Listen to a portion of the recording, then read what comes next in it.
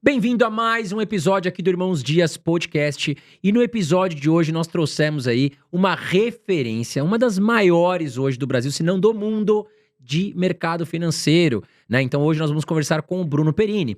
A Carol Dias não veio neste episódio, ela teve uma baixa de pressão, nos abandonou, melhoras para Carol, mas estaremos aqui eu e Bruno Perini com você até o final desse episódio. Tenho certeza que você vai tirar muito conhecimento aqui, vamos explorar bastante esse cérebro muito inteligente do Bruno Perini, espero que você goste. E antes de mais nada, já deixa aí apertado o botãozinho de curtir, ajuda muito a gente manter esse canal gratuito pra você. Bruno, bem-vindo, não preciso nem te apresentar, porque com certeza aqui nossos quase 600 mil inscritos já conhecem você, quem não conhece vai conhecer agora, mas grande parte já te conhece. Mas, Bruno, muito obrigado mais uma vez aqui conosco. Eu agradeço o convite, André, uma pena a Carol não estar junto com a gente, né? Ela que combinou comigo tudo.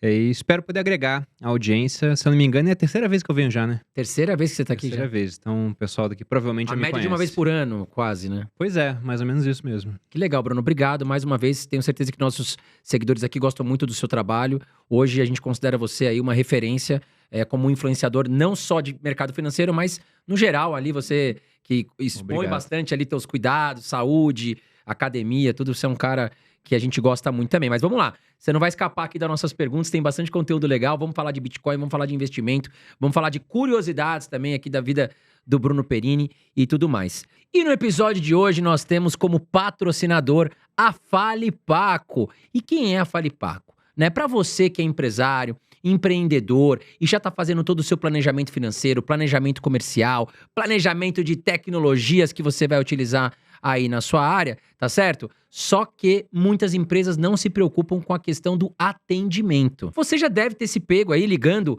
em alguma empresa que você precisava falar com o setor comercial ou com o setor financeiro e você fica minutos ali importantes da sua vida, 20, 30 minutos, esperando com aquela musiquinha chata no telefone, não é verdade? Muitas empresas pecam nisso, pecam na questão do atendimento, mas hoje nós temos ferramentas automatizadas que podem solucionar o seu problema. Um atendimento todo diferenciado, né, que pode inclusive ficar gravado, tá certo? Então o seu cliente não vai ficar com aquele problema de não ser atendido ou ser mal atendido, tá certo? Você vai poder direcionar aí questões, por exemplo, ó, transferência direta, configuração de secretária eletrônica, ramais, tá certo? Então, imagine você, pô, liguei lá na barbearia do seu José, tá certo? Vai poder direcionar, poxa, você quer falar com o financeiro, com o comercial, ou você quer falar com a ouvidoria do seu José, tá certo? Então tudo isso vai facilitar o seu negócio, vai deixar o seu negócio mais profissional, vai deixar o seu atendimento melhor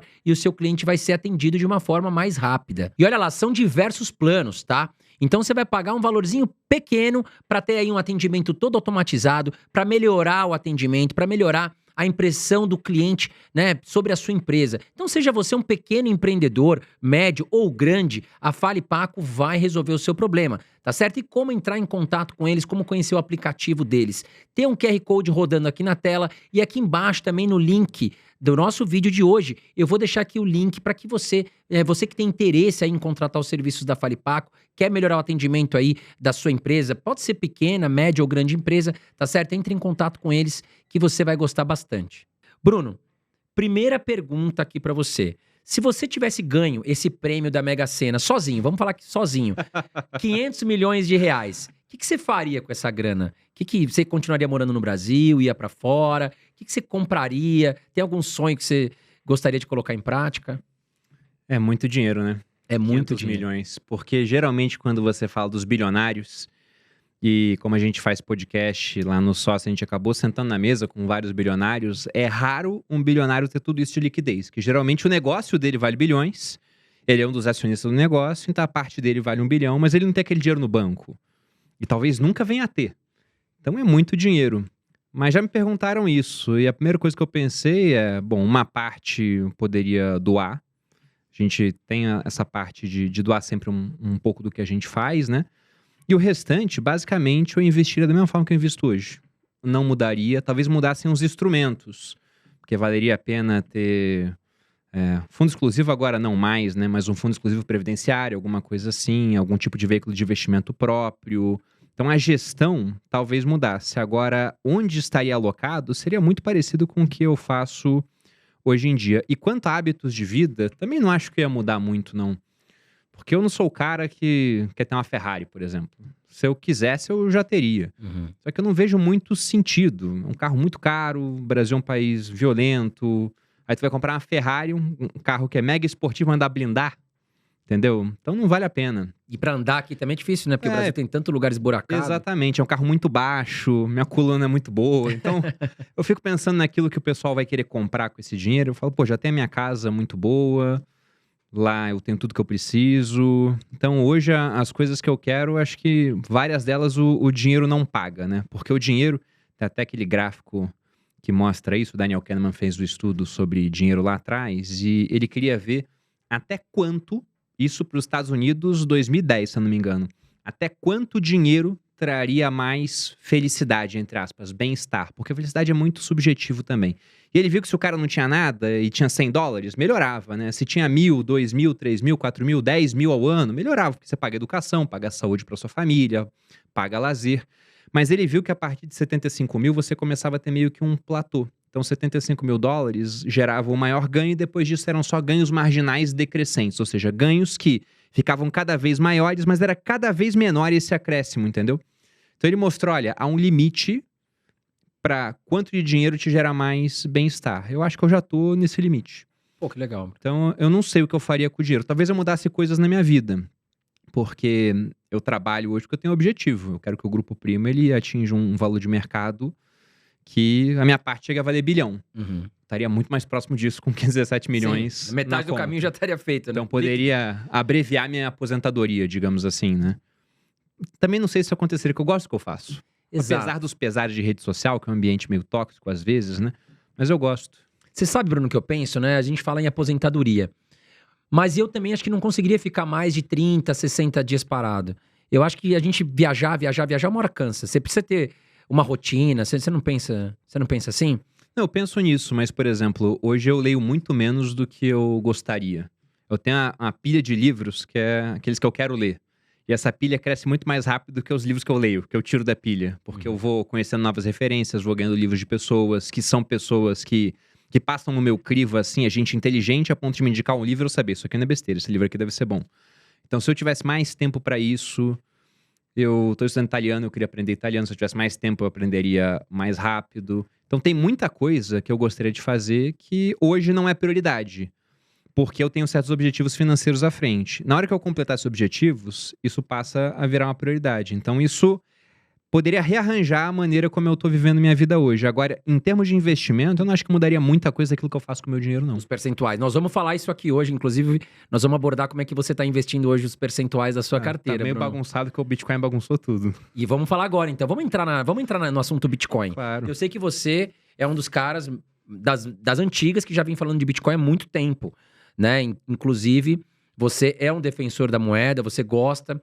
E eu queria saber de você, Bruno, o que você espera para 2024, inclusive para os próximos anos, o Bitcoin que hoje, né, já tá voltando ao seu topo histórico, e muitas pessoas que desacreditavam da moeda passam a enxergar a moeda como algo que realmente veio para revolucionar o mercado. Qual que é a ideia do Bruno para esse ano? A gente vai continuar tendo altas aí, temos eventos importantes esse ano, o que você pensa? Bom, é sempre complicado, né? O Warren Buffett, ele fala que o espelho retrovisor é muito mais nítido do que o para-brisa. Então, falar daquilo que vem à frente é difícil, até porque a gente quer fazer previsões para um sistema que reage à previsão. Isso é tremendamente complicado. Mas eu espero que seja um ano forte. Até por isso eu tô com uma alocação desequilibrada na carteira, já adiantando. Eu postei isso no Instagram outro dia, causou um pouco de choque a muitas pessoas. Mas hoje minha carteira, ela tá mais de 80% em Bitcoin. Caramba, E por fiquei que em isso- choque agora também. Pois é, e por que isso aconteceu? Porque lá atrás, quando eu conheci o Bitcoin, era quase nada, depois eu aumentei para 5. Aí na época da pandemia, nós tivemos ao mesmo tempo 3 eventos que foram muito relevantes. Primeiro, aconteceu o halving, que vai acontecer agora, novamente em abril, né? A cada mais ou menos 4 anos, a cada 210 mil blocos do Bitcoin, e um bloco é a cada mais ou menos 10 minutos, então dá uns 4 anos, você tem a recompensa caindo pela metade dos mineradores. Então tinha acontecido isso. A gente tinha também muito dinheiro sendo colocado no mundo, a oferta monetária crescendo pra caramba, e taxas de juro que estavam em 0 ou muito próximas de 0, inclusive aqui no Brasil 2%. Então lá eu elevei minha alocação de 5% para 20%. E aí esse 20 ele começou a virar 40, 60, ele foi dobrando e eu queria vender. Só que eu perdi a janela boa de venda no último ciclo. Então eu falei, cara, eu vou segurar um pouco. Eu também ganhei mais dinheiro, aumentei mais em outras áreas, o Bitcoin caiu pra caramba depois. Então ele voltou para um patamar mais comportado. Só que eu fui comprando mais durante aquele período do final de 2021, em que a gente teve uma série de eventos horríveis para o Bitcoin, culminando com a quebra da FTX, né? A FTX. Lembro. Por conta de uma fraude. No final, aquilo acabou virando um esquema Ponzi, digamos assim. E com aquilo, o Bitcoin caiu a 16 mil dólares. Eu comprei bastante naquela época. Cheguei aos 20%. Só que ultrapassei um pouco aquilo. No final, aquilo foi crescendo e hoje o que a gente tem é que ele está ocupando quase 80%. Eu fui comprando mais depois, porque eu acho que esse vai ser um ano excepcional. Só que eu friso pro pessoal que está assistindo, e é uma frase do Mises, que o homem rico ele pode se dar ao luxo de adotar caminhos insanos por muito mais tempo do que aquele que não é rico. Então, não é todo o meu patrimônio que 80% disso está no Bitcoin. Porque a maior parte do meu patrimônio é minha participação no Grupo Primo. Depois disso, eu ainda tenho imóveis, né? Ainda tenho um dinheiro que eu não conto na carteira, que é uma liquidez que eu deixo para caso uma eventualidade venha acontecer. É uma reserva de emergência turbinada, digamos assim. E com isso, mesmo que o Bitcoin vá a zero, que eu não sei como isso poderia acontecer, mas não é porque eu não sei que não pode vir a acontecer, eu me machucaria, mas eu não iria à ruína. Então não é para o pessoal observar isso que eu tô falando e pensar, meu Deus, ele tá com tudo isso, então deixa eu ir vender minha casa, né? Vou pegar dinheiro no banco a juros de 4% ao mês, porque se o negócio vai dobrar, no final do ano vai valer a pena. Não, não é isso, né?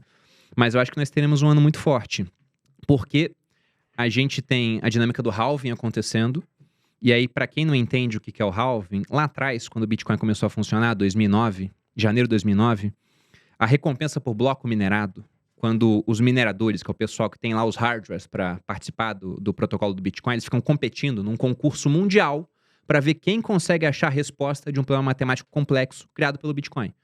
Quem acha, ganhava 50 Bitcoins.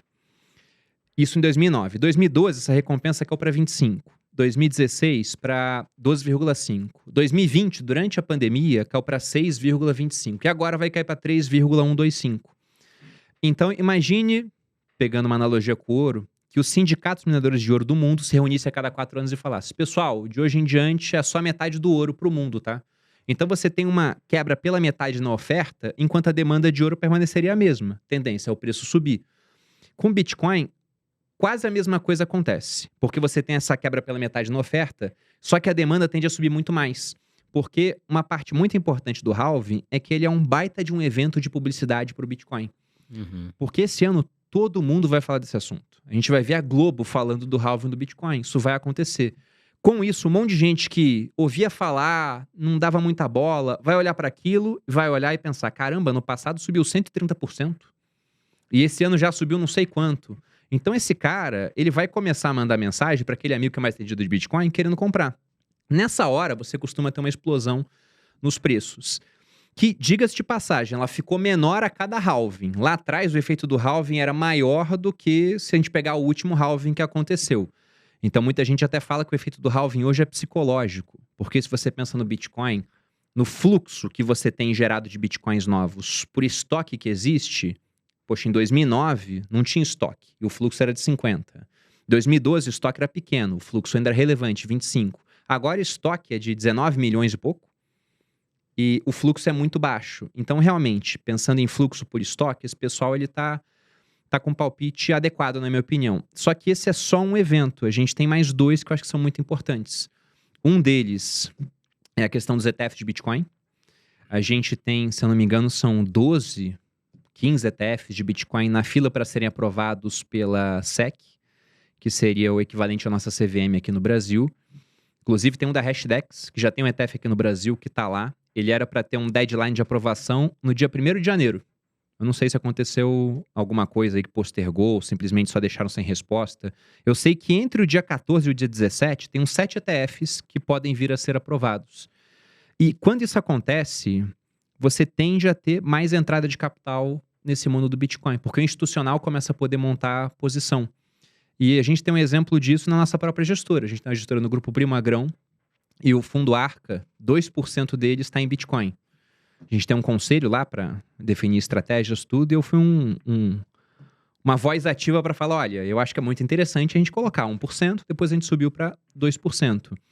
E como que a gente faz isso? A gente não vai e entra num site de exchange e compra os bitcoins, aí deixa lá numa carteira, onde eu tenho a senha, fulano tem outra. Não, pô, porque seria um processo que, primeiro, é muito diferente do know-how do pessoal que participa da gestão, que é de um mercado mais tradicional.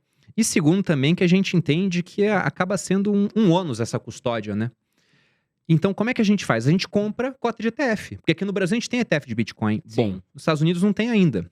Então, por ter esse ETF bom, a gente tem 2% do fundo em Bitcoin. Nosso fundo hoje, o fundo Arca, deve estar aí com uns 600 milhões sob gestão. Então, a gente está falando 2%, de se fosse 1% seria 6 milhões, 12 milhões. Imagina trilhões de dólares que estão nos Estados Unidos, um monte de gestor querendo montar posição sem ter o veículo adequado para isso, e de repente pensando, e se eu colocar 1% em Bitcoin? Então, isso pode ser muito poderoso. Talvez até a multiplicação desse ciclo venha a ser maior do que do anterior, e talvez dos anteriores, por conta dessa demanda de institucional. Então, não dá para saber o que vai acontecer, mas eu fico bem animado com isso. E de quebra, ainda tem provável queda de juros americanos. A nossa bolsa, ela terminou o ano bem. Foi um ano de subida forte, 22, alguma coisa, né, que o Ibovespa subiu. Foi o melhor ano desde 2019. Depois teve a pandemia, tudo é uma bagunçada, mas foi um ano muito bom. Só que se você pega mês a mês, André, a gente até outubro estava subindo 3% no ano, o Ibovespa. Então até outubro era um ano horrível para a Bolsa. Sim. Aí veio novembro, só em novembro subiu 12%. Por que subiu 12%? Aqui em novembro, enquanto o governo discutia gastar mais no ano que vem, que é um negócio que geralmente o mercado não olha com bons olhos, o juro americano de longo prazo caía. Aí com isso o México subiu, o Brasil subiu. A Argentina, por outros motivos também, teve eleição, né? Subiu, bolsa chilena subiu. Então o mundo todo acabou subindo. E novembro e dezembro salvaram nossa bolsa só por conta de queda de juros americano. De longo prazo. Agora, nesse ano, a gente deve ter a queda dos juros de curto prazo, equivalente à nossa Selic, que é a Fed Funds Rate. Isso acontecendo, você libera capital, que entenda que os juros americanos é como se fosse um imã para o mundo. Quanto mais alto ele está, mais capital ele atrai. Quanto mais baixo, esse capital ele começa a não ser atraído com tanta força. Então, essa conjunção desses 3 fatores me deixa bem animado com o Bitcoin. Lógico que eu não sei se o ano vai ser realmente tudo isso, mas olhando essa conjunção, eu acho que vai ser um ano bem animado para quem tem posição em Bitcoin. Não, legal. E essa questão de outras criptomoedas, Bruno, por exemplo, o Ethereum, que é uma moeda também, acho que após o Bitcoin é a mais conhecida. Você investe em outras moedas como Ethereum, como Solana? O que você pensa sobre esses outros projetos? Então, lá atrás, né, eu olhava para o pessoal que era maximalista de Bitcoin. Maximalista de Bitcoin é o cara que fala que Bitcoin tem valor e todo o restante é lixo. Eu olhava assim e pensava, esses caras são muito radicais. Mas com o tempo, eu fui ficando cada vez mais maximalista. Então, eu não chego a falar que todo o restante não presta. Por exemplo, você falou do Ethereum, né? Eu tenho um pouco de Ether na minha carteira, mas é bem pouco comparado àquilo que eu tenho em Bitcoin. E as outras, eu entendo o racional da exposição, porque o que geralmente acontece é o Bitcoin ele vem primeiro. Em cripto tem uma métrica chamada dominância, que é no mundo das criptomoedas, dos 30 mil tokens que existe, coisa assim, você pega aí mais ou menos uns 50% hoje do valor de mercado é o Bitcoin. Essa dominância ela tende a crescer durante um tempo, Bitcoin ele sobe primeiro e depois ela tende a diminuir, com as outras criptomoedas subindo mais. E eventualmente algumas que não têm pé nem cabeça. Vai ter o cara lançando, sei lá, Will Smith, Shiba Inu, alguma coisa, e o negócio do dia pra noite ele multiplica por 10 vezes. Então vai ter uma fase no ciclo em que as outras vão andar muito mais do que o Bitcoin. É normal, isso sempre acontece. Então o cara que quiser fazer uma exposição anedótica, assim, vou pegar essa aqui que eu acho que vai subir. Ele vai ganhar dinheiro, mas agora de posição séria mesmo, de convicção, minha convicção é no Bitcoin. Eu acho que todas as outras podem ser interessantes, mas eu nunca me exponho muito. Até porque, para você entender bem desse mercado, você tem que conseguir ver código, você tem que ser um cara que tem certa habilidade de programação, porque é um mercado muito complexo, muito complexo. E geralmente o pessoal só pega a narrativa. E, cara, qualquer um pode lançar uma criptomoeda hoje em dia. E narrativa é parte do marketing, isso não garante que vai ter sucesso aquele protocolo. Acho que um dos pontos muito bons do Bitcoin é esse teste do tempo que ele já teve, porque todo mundo fala, pô, é muito recente, é de 2008, mas pensa 2008 até agora, o quanto o mundo mudou. Exatamente. Em 2008 eu não usava o WhatsApp. Nem sei se ele existia. É verdade. Em 2008 eu não usava Uber. Né? Depois eu comecei a fazer tudo pelo WhatsApp e fiquei 5 anos sem carro porque eu só andava de Uber aqui em São Paulo. E mesmo com toda essa evolução acontecendo cada vez mais rápido, inteligência artificial surgindo agora com toda a força, né? Escancarando a porta, mesmo assim o Bitcoin ele se mantém relevante e sendo cada vez mais adotado pelas pessoas, não para fazer transações, esse é um ponto. Você falou, poxa, o Bitcoin é uma moeda, né? Muita gente discute isso. Eu vejo ele muito mais como uma possível reserva de valor, que é um dos componentes da moeda. Porque para ser moeda, você tem que ter 3 funções. Você tem que ser um meio de troca, uma unidade de conta e uma reserva de valor. E eu não faço troca com o Bitcoin. Fazer conta com ele, de você precificar alguma coisa em Bitcoin é muito difícil. Então dá para fazer conta com algo que é tão volátil, é mais difícil. Agora, dá para você comprar Bitcoin e manter aquilo guardado e daqui a 10 anos aquilo ter preservado seu poder de compra? Dá. Provavelmente vai ter aumentado muito seu poder de compra, inclusive, se o futuro ele seguir a tendência que a gente viu no passado, pode ser até com muito menos força. Mas só de acompanhar essa tendência é o que poderia acontecer. Então, é quase que um ouro turbinado. Né? Até se acontecer uma guerra aqui, por exemplo, você vai pegar o teu wallet, você pode levar ela para qualquer país, né? E pode ser uma proteção também, né, Bruno? Não precisa nem da wallet. Aconteceu uma guerra aqui, você pega a sua wallet e destrói ela. Vai lá e martela. Contanto que você guarde as palavras-chave na sua cabeça, né? Depois você faz o backup em outra wallet e Exatamente. tá tranquilo. Vai para outro país, compra uma outra wallet, faz o backup, ou baixa uma da internet também, faz o backup, você recupera o acesso ao seu dinheiro e pode viver a sua vida. O pessoal de casa entenda o seguinte, né? Imagine que o Bitcoin ele tem sua blockchain. Imagine isso como uma grande planilha de Excel. E que cada célula da planilha é um cofre. A sua wallet, ela guarda as chaves desse cofre. É isso que ela faz. Então, se você pega essas chaves e decora, você tá com elas, você não precisa da wallet. Aí depois você vai, baixa novamente, né, um dispositivo para ter acesso a essa planilha, você insere suas chaves e consegue tirar o saldo de lá. Então, é isso que o pessoal não entende às vezes. Ele pensa, meu Bitcoin tá no pendrive, né, entre aspas, assim. Não tá no pendrive, ele tá na blockchain. E é por isso, inclusive, que tem muito Bitcoin perdido. É o cara que ele tinha esse cofre, que tinha lá 10 Bitcoins quando não valia nada. Agora ele pensa, caramba, eu tinha Bitcoin, como é que eu faço para acessar esse cofre? Ele perdeu a chave, aquilo tá inacessível para sempre se bobear. Porque se alguém arranjar um modo de acessar esses Bitcoins perdidos, o valor do Bitcoin vai a zero. Porque por que ele vai acessar o perdido que tem 1 Bitcoin se ele pode acessar a carteira do Michael Saylor, da MicroStrategy, que tem centenas de milhares de Bitcoins? Então esse é o ponto, tem que ter atenção com essas chaves. Tendo atenção com essas chaves, o cara tá seguro. Ô Bruno, e a questão da reforma tributária? Tem muita gente preocupada, né? Chega muita mensagem para nós. Pô, André, Carol, será que vai afetar de alguma forma a gente que já tem Bitcoin, a gente que já investe em moedas digitais? Que projeto que tá rolando, Bruno, se você estudou sobre isso? E essa reforma tributária pode afetar hoje para quem tem Bitcoin ou para quem pensa em começar a investir? O que a gente teve, né, falando de Bitcoin, foi uma mudança de tributação, mas dá para falar que foi uma reforma tributária. A reforma que passou é uma que vai extinguir um monte de impostos que a gente tem, pô, PIS, COFINS, CSLL, imposto de renda sobre pessoa jurídica, e vai tentar simplificar essa parte, com um provável aumento de carga tributária que botaria a gente aí, em termos desse imposto sobre valor agregado, como um segundo lugar num ranking entre os países que têm esse tipo de imposto. Se eu não me engano, a gente perderia para a República Tcheca, alguma coisa assim, para algum país lá do leste europeu. A gente estaria no topo. Só que para o Bitcoin, o que mudou? A gente teve aquela lei que mexeria com o patrimônio dos super ricos, né? Uhum. Essa era principalmente a propaganda. Mas não foi só para super rico. Eles mexeram com fundos exclusivos, que esse é um instrumento do cara que geralmente tem pelo menos 10 milhões para abrir esse fundo, porque tem um custo para existir. Mexeram com offshore. Basicamente, eles criaram comicotas. Né? Comicotas é aquilo que no fundo multimercado, fundo de renda fixa, 2 vezes ao ano, final de maio e novembro, pega no mínimo 15% da rentabilidade. Na offshore vai ter isso anual, no fundo exclusivo vai ter isso semestral. Então o fundo exclusivo ele perdeu o seu porquê de existir. Porque era um instrumento que o pessoal usava para diferir imposto. O cara deixava o dinheiro no fundo, ficava lá 20 anos sem pagar imposto, e no final ele pagaria uma vez só. As pessoas podem fazer isso ainda? Podem. Um ETF faz isso. Você compra a cota do ETF, enquanto você é dono da cota, você não paga imposto nenhum. Você vai vender daqui a 20 anos, é um imposto uma vez só. Previdência privada faz isso. Então tem fundo exclusivo que vai virar fundo exclusivo previdenciário para manter esse benefício. O ruim da previdência é que se for mexer no dinheiro no curto prazo, o imposto pode ser muito alto. Pode ser 35% da tabela regressiva. Nessas mudanças, Também se mudou a tributação sobre criptomoedas se você usa corretoras no exterior. O que acontecia, né? A legislação ela já colocava, o pessoal sempre fala, tem que regular o Bitcoin. Pô, corretora do Brasil, no final do dia, eles ficam pelados na parede para a Receita Federal, porque tudo que eles fazem, eles enviam para a Receita. Tudo.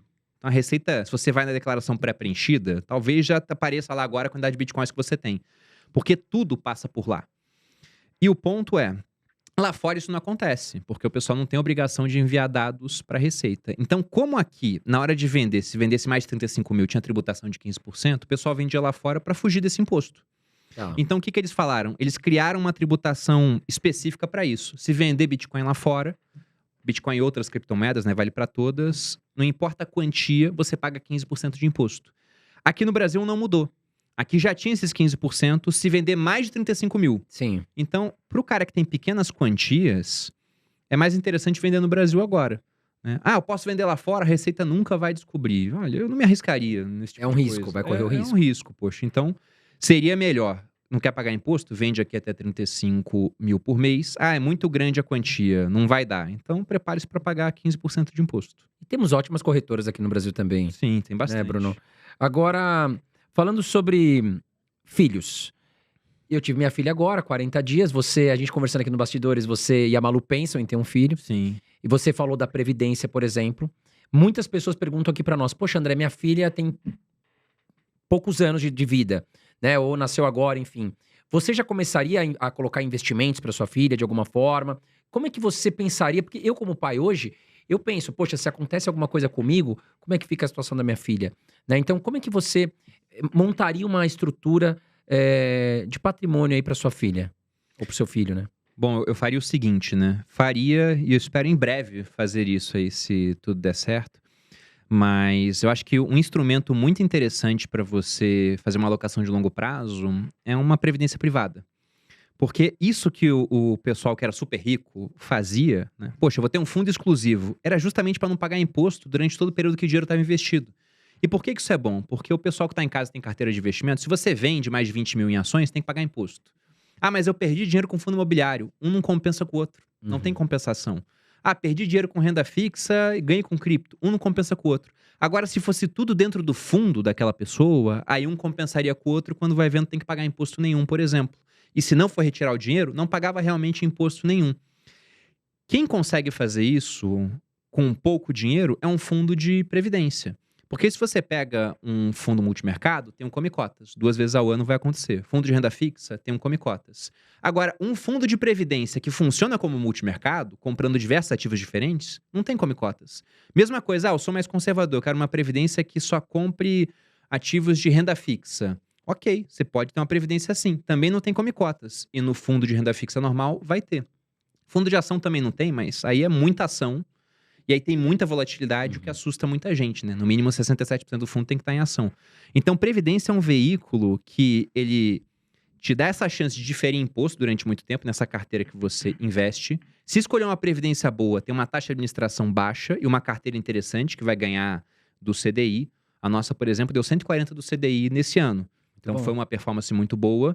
E, além disso, você também tem vários benefícios. Porque se você, por exemplo, é uma pessoa que paga muito imposto sobre o dinheiro que você ganha através do seu trabalho, né? Imposto de renda naquilo que você recebe porque você é CLT, é funcionário público, é militar.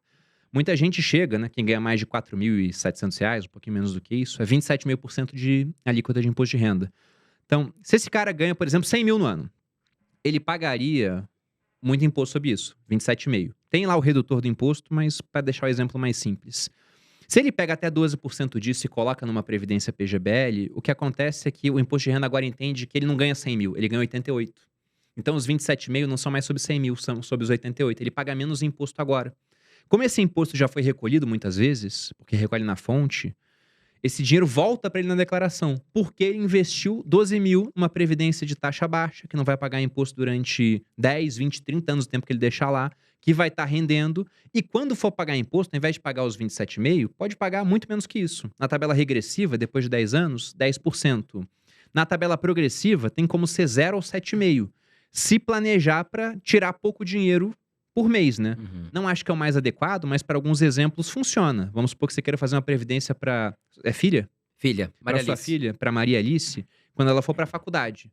Então você faz um cálculo lá, cria uma previdência para ela, quando ela tá na faculdade, ela começa a tirar o limite isento, que hoje seria 1.900 e alguma coisa. Então todo mês ela pode tirar 1.900 sem pagar imposto, porque você fez uma previdência lá Interessante. atrás. Então é um veículo que ele tem muita vantagem, desde que a pessoa tenha essa cabeça de longo prazo. O que eu pretendo fazer, por exemplo, na hora que o meu filho ou filha nascer, eu já tenho uma previdência, eu poderia continuar com aquela. Ou eu posso criar uma nova, eu não faria isso no nome dele, esse é um ponto. As pessoas até discutem, pô, mas por que não, né? Eu vou dar a justificativa aqui.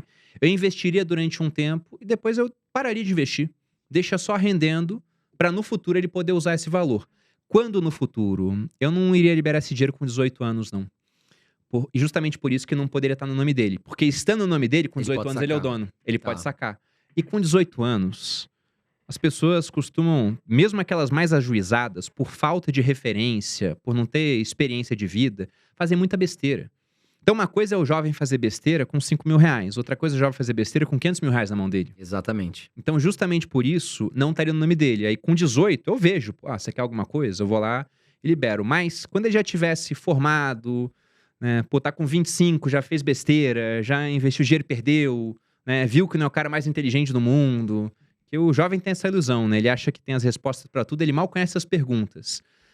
Então, com 25, com 30, talvez eu fale, não, tá aqui, tua herança adiantada. Aí eu vou lá e passo o dinheiro. Ele já testou de tudo na vida, já teve resultado. Tudo der certo, vai precisar do dinheiro. Né? O melhor herdeiro é aquele que não precisa do dinheiro. Né? Mas estaria lá separado. Agora, se fizer no nome, saiba que com 18 anos, para o bem ou para o mal, passa a ser do filho. Sim. Bruno, vamos falar de bolsa de valores. Como você mesmo disse, a Bolsa de Valores teve aí em 2023 um saldo muito positivo, mas muito pelo gatilho, né, da possível queda de juros aí em 2024, dos juros americanos, e que pode trazer muitos investidores estrangeiros, inclusive aqui para o Brasil. Qual a sua perspectiva para os próximos meses ou para o ano de 2024 quanto à Bolsa de Valores? E se você, né, está investindo, está fazendo compras pontuais de ações, enfim, até se puder compartilhar com a gente quais são os seus investimentos que você tá olhando aí na Bolsa de Valores? Tá. Bom, o ano 2023, ele começou com muito medo, né?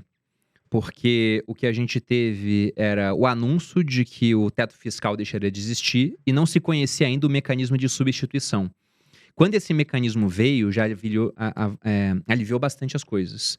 Então, também não dá para falar totalmente, então tudo foi mérito externo, não teve nada aqui dentro. Não, o governo, e aí dando a César o que é de César, o Haddad ali, ele defendeu um mecanismo e tentou chegar no aumento de receita. Não chegou, teve gasto a mais, só que deu para ver que teve um certo esforço. Uhum. Então, isso também é uma coisa que o pessoal olha assim, a gente tem que deixar de ser um pouco ideológico nessa hora e falar, não, tem um certo mérito ali.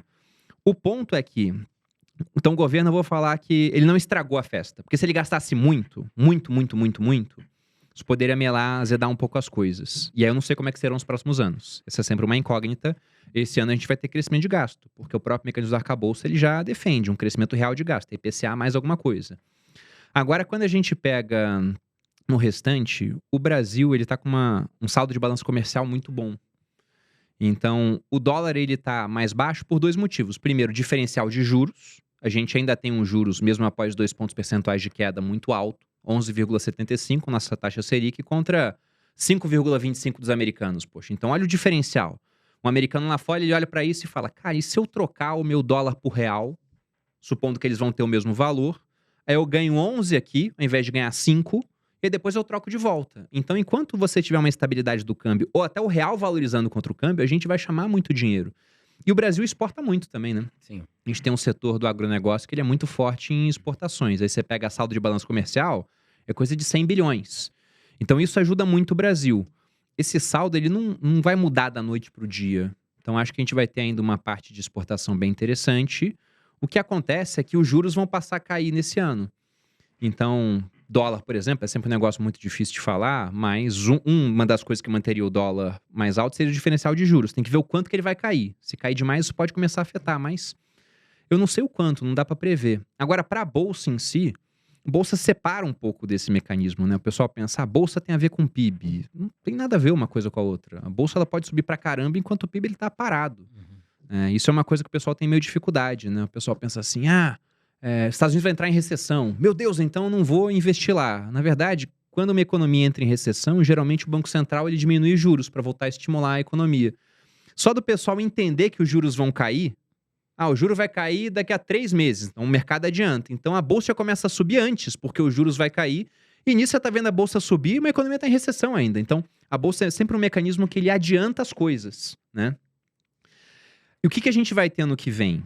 E isso é meio que dado na mesa. A gente não sabe o quanto vai cair, mas é o prolongamento do ciclo de corte de juros da Selic. Esse ciclo aí começou no dia 2/8 de 2023. Foi a primeira reunião que o Copom foi lá e falou, vamos diminuir os juros. Começou a queda em 0,5%. Então se discute agora em quanto vai parar. Aí você pega lá a estimativa de research, de banco, de fundo, todo mundo botando mais ou menos em 9, 9, alguma coisa. Alguns mais otimistas vão para baixo de 9. Mas o que se espera é uma Selic no final do ano mais ou menos nesse patamar.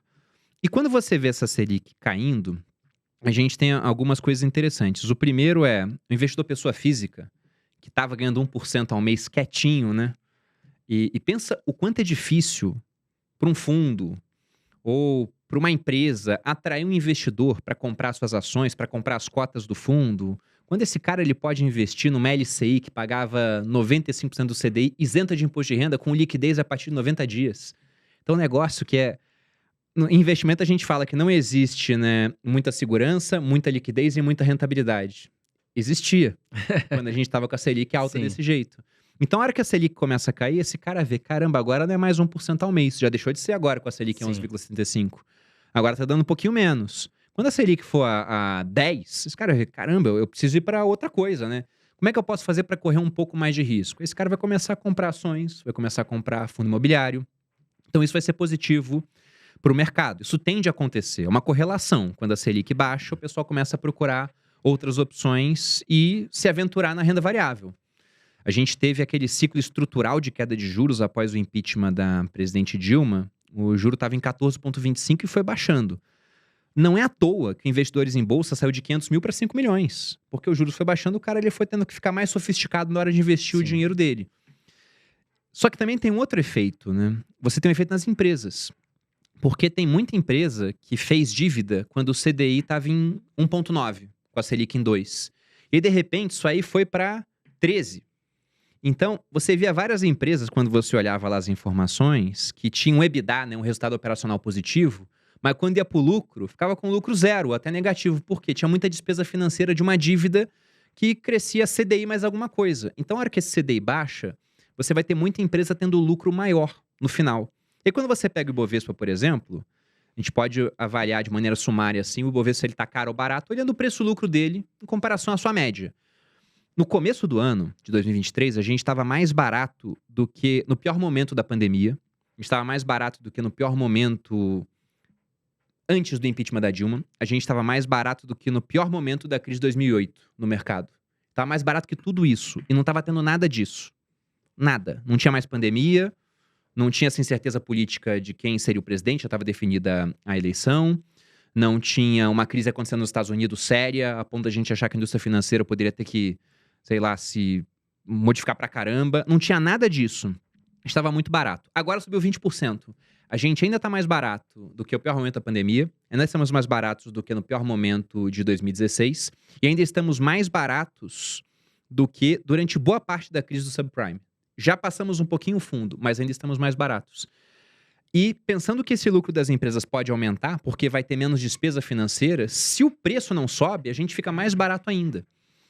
Então, esse é um ponto muito positivo. E o outro, que é menos, porque não tem uma correlação tão boa entre Selic e crédito para pessoa física. Ah, Selic caiu, você vai olhar o crédito para pessoa física, cai muito pouco.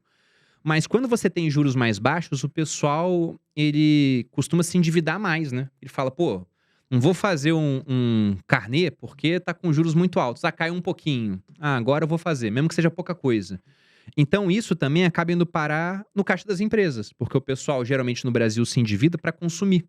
Esse cara vai consumir mais, o consumo dele vira lucro da empresa, A empresa, como tá lucrando mais, vai lá e contrata mais gente. Esse cara que tá contratado, antes ele não tinha renda, agora ele tem renda. Com renda ele consome mais também, o consumo dele vira renda de outra pessoa.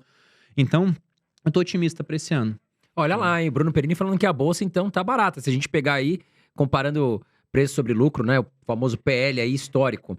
Bruno, você falou que tem imóveis. E fundos imobiliários, você gosta, você investe? Gosto bastante. E você acha que os fundos imobiliários já teve uma alta substancial aí, né? Desde março de 2023, quando os juros futuros começavam a mostrar queda, muitos fundos imobiliários, principalmente de tijolo, saltaram pra cima. Shoppings subiram pra caramba, né? Sim. Você ainda acha que tem oportunidade? O que você tá Eu olhando acho. no mercado? Se a gente olha como foi o retrato de 2023, o CDI começou espancando todo mundo. Aí depois de Ibovespa, ganhou por muito do CDI. Deu quase 2 vezes o CDI. E o IFIX, no final do ano, passou o CDI. Principalmente após novembro, né? Novembro foi muito positivo também para o fundo imobiliário. Dezembro. Então passou. Só que o fundo imobiliário tá barato ainda. E quais são Você os tem fundos? muito fundo que ainda tá pagando algo próximo de papel, por exemplo, a quase 1% ao mês, né? Sim, livre de imposto de renda, né? Sim, exatamente. Tem que lembrar é que ótimo. fundo imobiliário, tanto de tijolo como papel, eles são isentos da cobrança de imposto de renda nos dividendos, né? A gente tem que lembrar que quando você compra e vende, se apurar lucro, tem que pagar 20%. Agora, Bruno, fundos imobiliários, quais são aí seus preferidos, digamos assim? Poxa, você fala, pô, esse aqui vou levar para longo prazo, que eu gosto demais. Olha, quase todos que eu tenho na carteira, eu compro pensando em longo prazo, né? Tanto ações quanto fundos imobiliários. Eu não tenho uma estratégia assim de ser um cara mais trader, digamos. Vou comprar daqui a 3 meses eu vendo. Não, geralmente eu compro para não me aborrecer. Eu compro para deixar aquilo lá durante bastante tempo. Então tem vários, mas nesse momento atual, e aí depende daquilo que vai acontecer nesse ano, né? Mas dentro desse cenário que a gente deve ter de queda de juros, possível ainda porque você vai ter uma inflação sob controle. Eu gosto bastante de fundo de tijolo e de fundos que compram principalmente esses fundos de tijolo. Lógico que não é uma coisa, né, sim ou não para certos fundos imobiliários. Então não é para ter fundo de papel na carteira. Pô, fundo de papel eu considero uma das melhores coisas que você tem na indústria financeira. Porque se você pensa em investir num fundo de renda fixa, você vai ter o come cotas.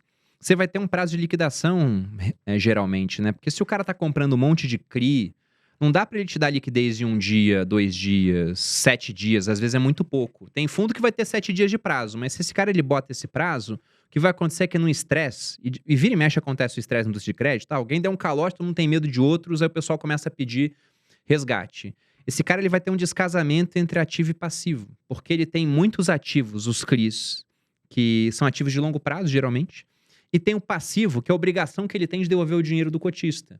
Então esse descasamento, ele quebra o fundo que não é listado. E aí quando você pega um fundo imobiliário de papel, ele é praticamente um fundo de renda fixa listado. Por quê? Tudo bem que ele tem por trás essa casca de estar na indústria imobiliária, mas é via dívida. E renda fixa é isso. Renda fixa é emprestar dinheiro para alguém e cobrar os juros o principal desse cara. Sim. É dívida. Então, no final, você tem um fundo onde você não tem esse descasamento de ativo e passivo. Ah, tô com medo. Vende a cota, alguém vai comprar. O gestor continua lá manejando o fundo da maneira que ele acha a melhor. Não tem pressão de resgate. Você tem o dividendo, que geralmente é mensal, né? Não tem uma obrigação, mas é o que os fundos imobiliários fazem, obrigação no semestre.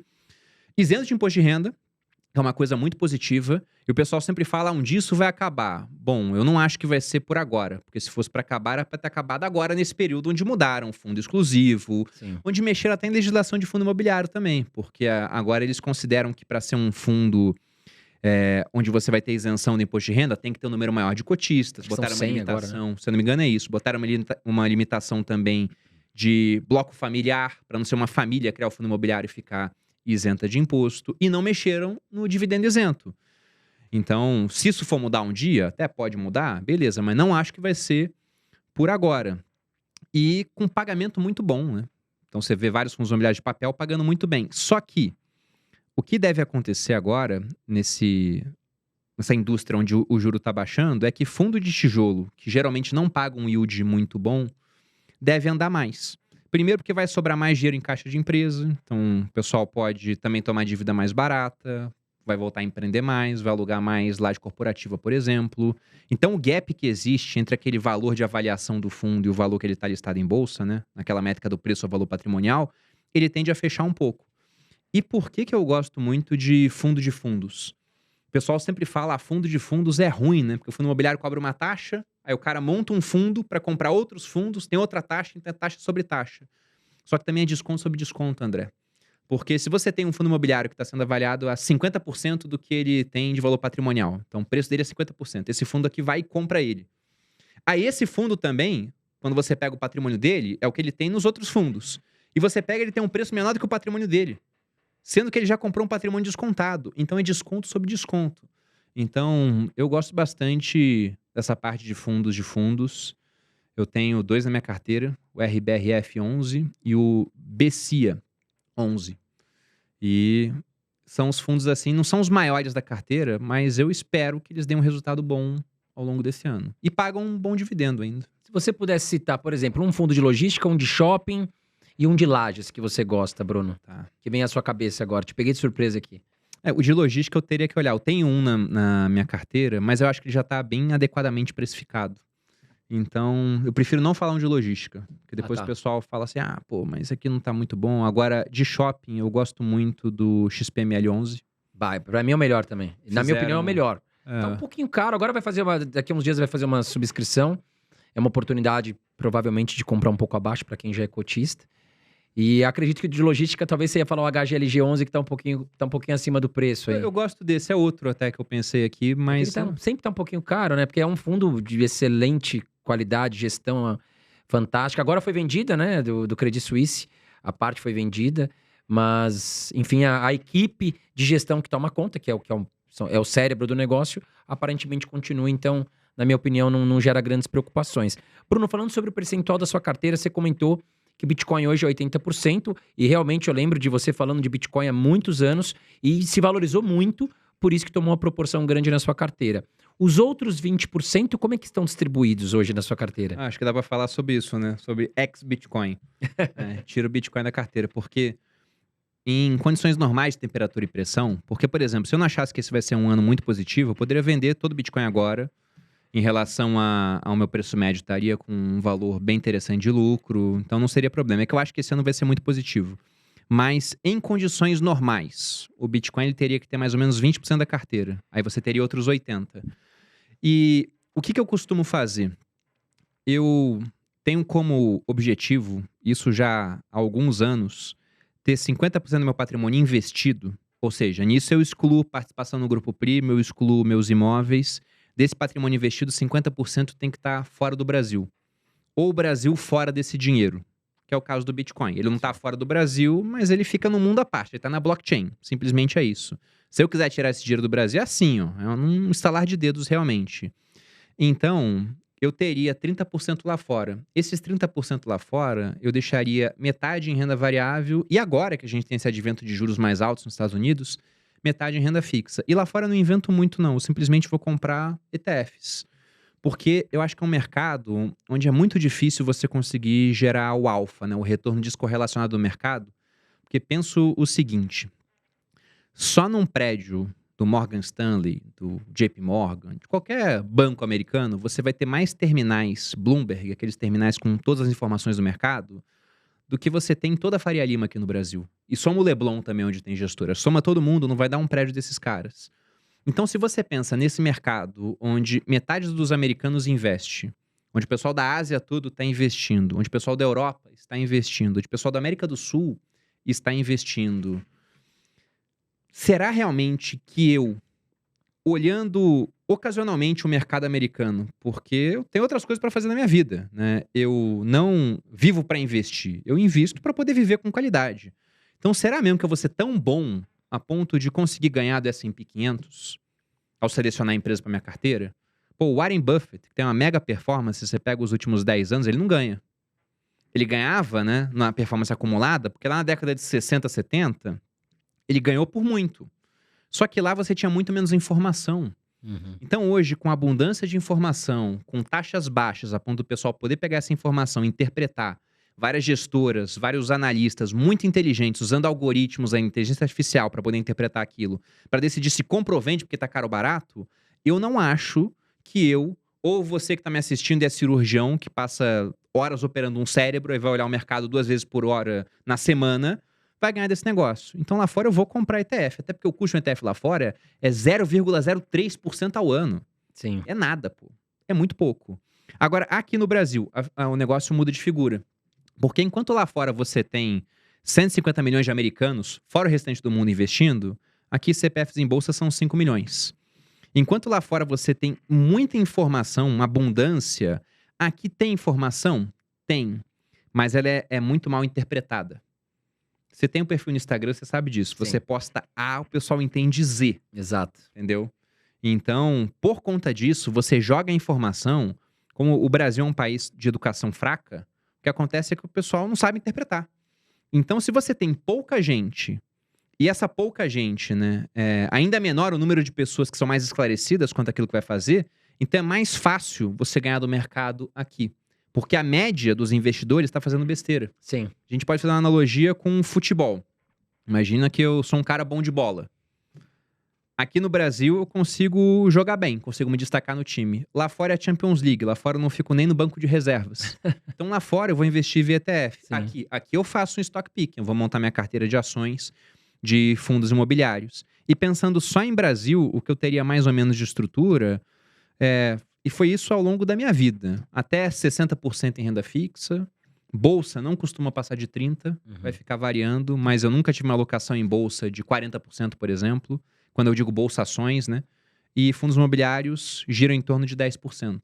Não passa muito disso também. 10%, chega até 15%. Então tem umas margens assim, porque se você monta uma carteira, no mês seguinte, uma parte andou mais, outra parte andou menos, então vai Sim. estar sempre variando. Mas eu sempre fui um cara mais conservador aqui no Brasil. E a renda fixa, hein, Bruno? Agora com a queda de juros ainda tá alto, né? Como a gente vem falando, mas a tendência é cair mais ainda. Você vem comprando produtos assim, você vem encontrando bons produtos de renda fixa, ou muitas pessoas falando que a renda fixa tá morrendo. O que você acha disso tudo? Esse da renda fixa morrer é uma história antiga, né? Quando a Selic caiu a 2%, muita gente falou, a renda fixa morreu. Só que o cara que botou o dinheiro na Selic, ele depois não pegou aquela queda da bolsa, onde teve empresa caindo 80%, 70%, 60%, o dinheiro ele estava lá e rendendo cada vez mais no ciclo de subida. Então, renda fixa, na minha opinião, é parte estrutural de uma carteira. Não é só reserva de emergência, é realmente de uma carteira. Porque você tem bons produtos de renda fixa. Se você pega e compara performance de ativos, aqui no Brasil é muito difícil ganhar de um índice chamado IMAB. Esse índice ele é composto pelos títulos indexados à inflação oferecidos pelo governo. Não só os que estão no Tesouro Direto. Porque o Tesouro Direto é um programa para pessoa física comprar título público. Mas tem outros títulos que são vendidos em leilão, que fundo compra, banco compra, que são similares. Alguns tiram do Tesouro, etc. A gente tem uma boa oferta de títulos lá. Mas se você ganhar desse IMAB, que paga aí IPCA mais 5% agora, tá pagando IPCA mais 6%. Poxa, IPCA mais 6% é coisa pra caramba. IPCA mais 5% agora é coisa pra caramba também. Então, se eu penso em renda fixa, um ativo que eu acho que não pode faltar na carteira de ninguém, pensando já em um pouco mais de volatilidade, né? Saindo do basicão, de Selic, alguma coisa assim, seria um ETF que vai ter uma cesta desses títulos indexados à inflação. E aí tem dois. Para quem gosta do IMAB mesmo, que pega todos os títulos indexados à inflação, tem o IMAB 11, vai pegar todos. Eu gosto mais da ponta curta. O que é isso? Títulos que vão vencer em até 5 anos. É o chamado IMAB 5, esse índice. Por quê? Se você pega, dependendo da janela, o IMAB, né, que tem todos, ganha do IMAB 5, outros do IMAB 5 ganha. Mas é que o IMAB 5, ele tem o melhor retorno ajustado à sua volatilidade. No mundo de fundos, isso é chamado de Sharpe. Como é que se faz a conta do Sharpe? É o que você tem de rentabilidade, menos a taxa livre de risco, dividido pela volatilidade, o quanto oscila. Como você quer mais retorno para menos volatilidade, quanto maior esse número, melhor. Então, um Sharpe acima de 1, por exemplo, numa carteira, é um Sharpe interessante. O esquema Ponzi do Bernie Madoff foi o maior esquema Ponzi da história da humanidade. Movimentou uns 20 bilhões de dólares de valor real e uns 60 bilhões de valor fictício. Tem no Netflix uma série muito boa sobre isso, inclusive. O Sharpe dele, teve um cara que viu que era golpe pelo Sharpe. Ele calculou e falou, o Sharpe dele é 5. É impossível acontecer uma coisa assim. Mas ele tinha um Sharpe de 5. O IMAB 5 tem um Sharpe melhor do que o IMAB. Porque ele pega os títulos mais curtos, que pagam IPCA mais 5, 5,5, chegaram a pagar IPCA mais 6.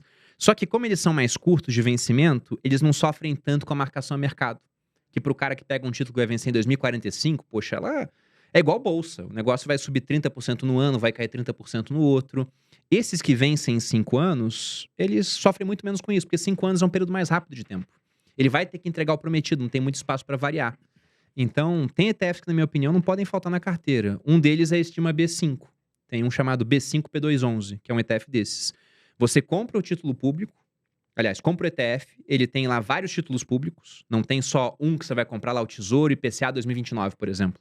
Que inclusive é o de prazo mais curto e não tem 5 anos de prazo, né? Agora tem 5, a gente acabou de virar o ano, mas ele seria o último a estar entrando nessa carteira, seria o mais volátil de todos dessa carteira.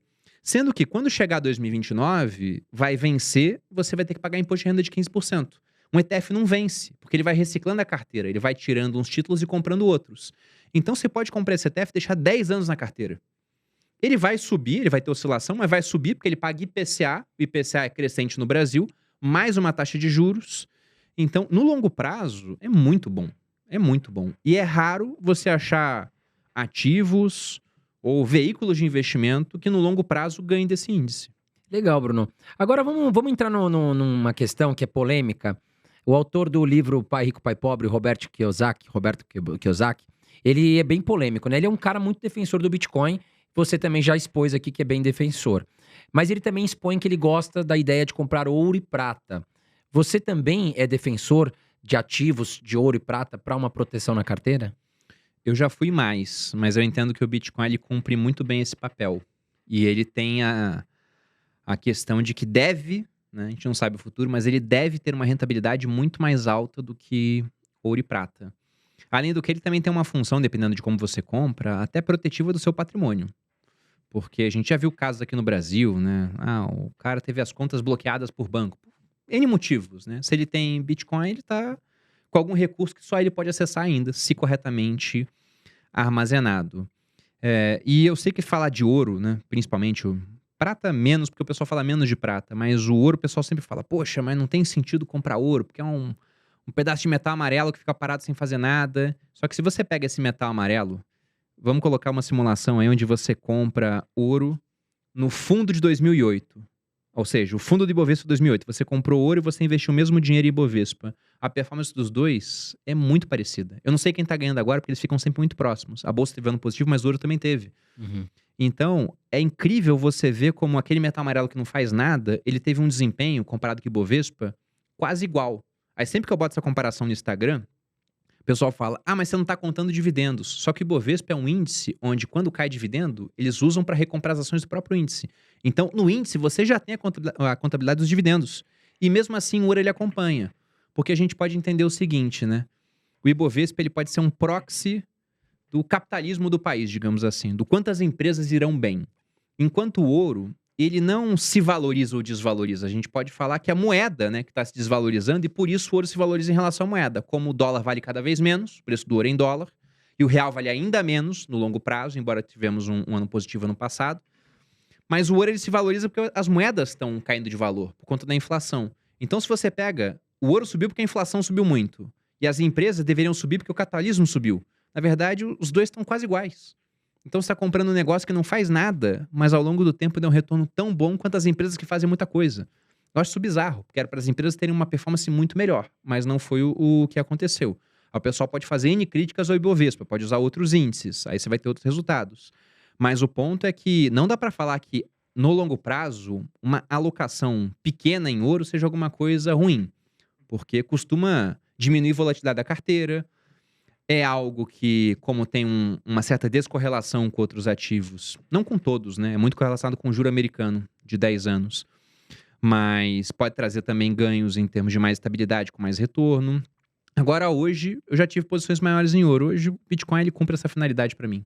E para Eu quem acho que ele quer é um ouro comprar turbinado. ouro, Bruno, a pessoa acha que ela precisa ir numa joalheria, comprar joias ou comprar barra de ouro. Como é que a pessoa pode comprar ouro hoje? Isso diz na joalheria só se você quiser dar ouro para sua esposa.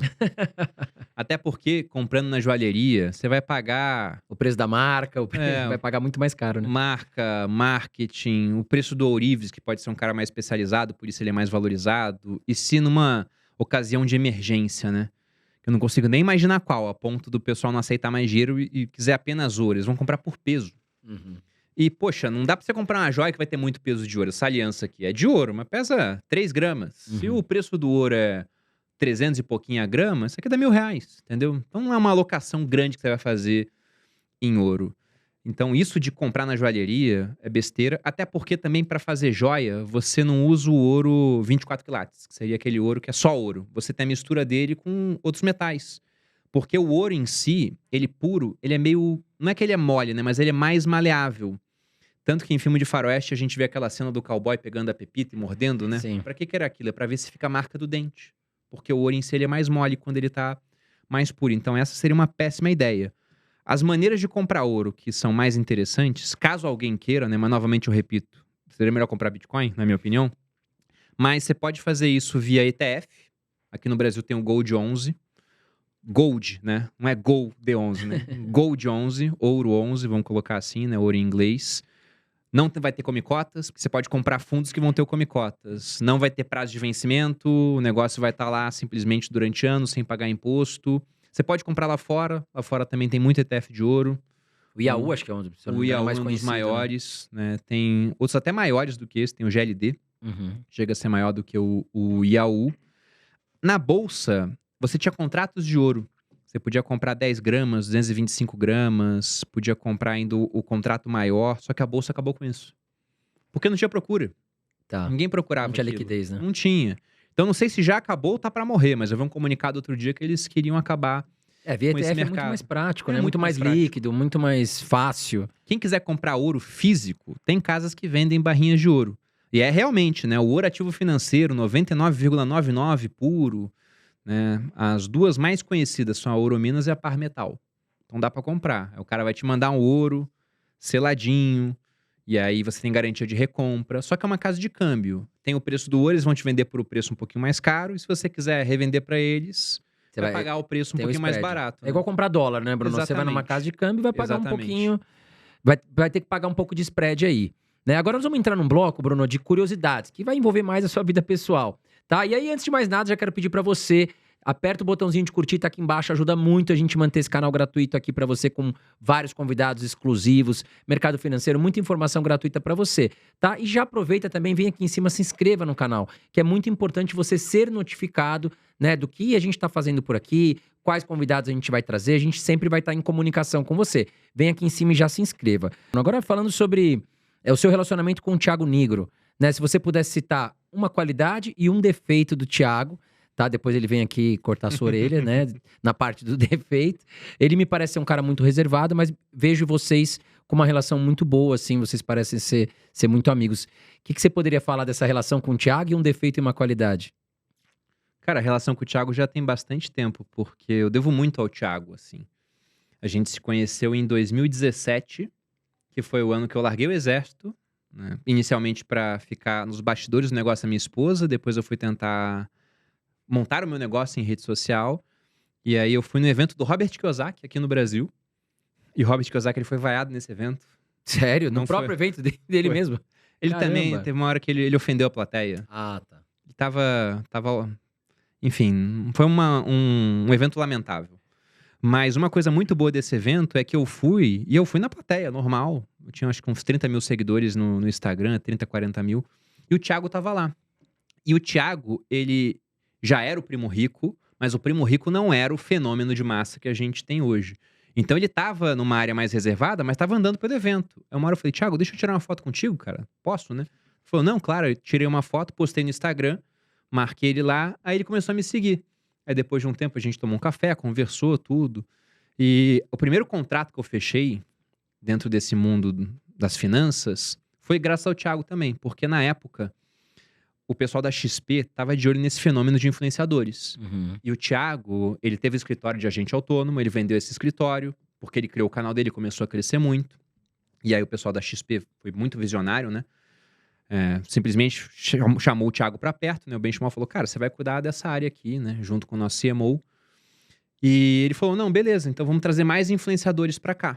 E aí ele veio tomar um café comigo e falou, você não quer fazer um teste pra ver quantas contas você abre na Rico? Eu pensei, pô, lógico, eu usava Rico já naquela época. É uma baita corretora também. Sim. talvez uns 10 anos, porque foi uma das primeiras corretoras que eu abri conta, nem era rico na época, o nome era Link. E aí eu falei, tá bom, é só fazer aquilo que eu já faço. Aí fui fazer o teste. E aí tinha ex-BBB fazendo teste, um pessoal bem grande. Então, em número de contas, assim, eu não fui o maior, mas eu fui daqueles que mais converteu as contas em realmente uso da plataforma, Sim. né? O pessoal mandando Ativação, dinheiro e né? investindo. E aí, por conta disso, o Thiago falou, cara, vamos fechar aqui, você vai trabalhar agora com a Rico, né? E aí, quanto é que a gente paga? Eu falei, Thiago, eu não tenho a mínima ideia, cara. Eu nunca fechei um contrato desses.